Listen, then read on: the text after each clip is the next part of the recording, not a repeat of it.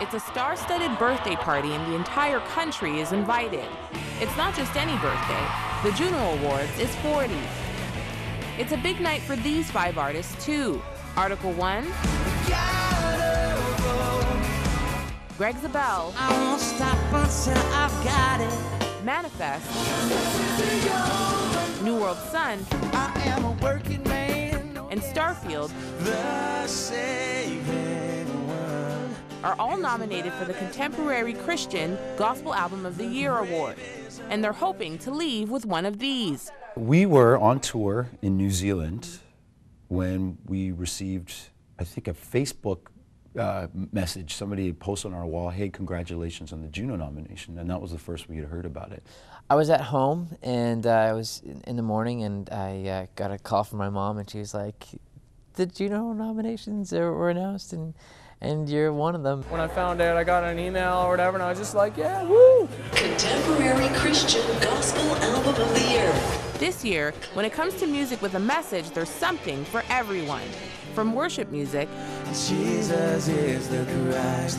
to hip-hop My life is so curious, I saw the pictures coming up. to the blues. I am a special agent of the Lamb. The category has never been so diverse. It's kind of like a fusion of rap and rock. A lot of people compare us to kind of like a Linkin Park kind of stuff, because there's a little bit of rapping in there, but, you know, heavy guitars, you know, hard drums, bass. It is a smorgasbord of sounds. It's pop generally, but it's got a lot of soul injected into it, and it's got a lot of R&B and some rock influences.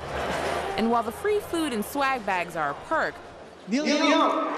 winning a Juno or just being nominated has other benefits at home and on the world stage. Street cred. You know, if you have a Juno sticker on your CD, people will take another look at it.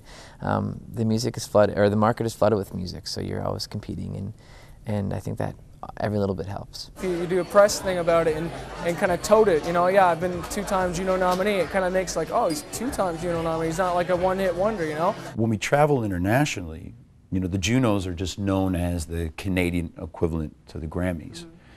And so in a lot of the press that precedes us before we visit these international markets, to say that we've been recognized by the Junos adds a lot of credibility to what we do as an artist.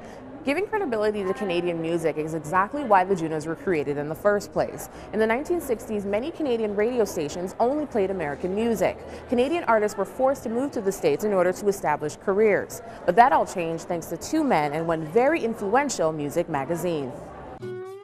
Founded by record label owner Stan Cleese and the late publisher Walt Grealis, the Junos actually began as Records Promotion Music, or RPM. The magazine showcased Canadian song and album charts.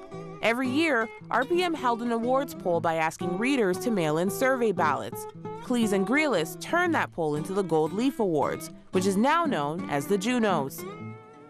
Yeah, something like that. New World Sun frontman Joel Parisian. Because it happens annually, it reminds Canadians that we have this wealth of talent in the country. And it's grown to something that's like a stadium event. The tickets are available to the public. I mean, it's a rock concert. And I believe that that has helped the prestige, it's helped the perception within the Canadian market. And we've elevated the profile of Canadian artists. Though the Junos have celebrated Canadian music for 40 years, 2 decades ago, these artists wouldn't be on the ballot for Christian Album of the Year. That's because the category didn't exist. It started sort of back in the 90s, and they weren't really sure what to do with Christian gospel music. Nathan Weaver is chair of the Contemporary Christian Gospel Album of the Year award category. So originally, they had the blues category, and they sort of melded the Christian gospel category with it, just as a way of finding out how many submissions will there be. Is it worth actually creating a category for it? That only lasted about 4 years before they went, okay, this is actually something legitimate. We need to create a new category.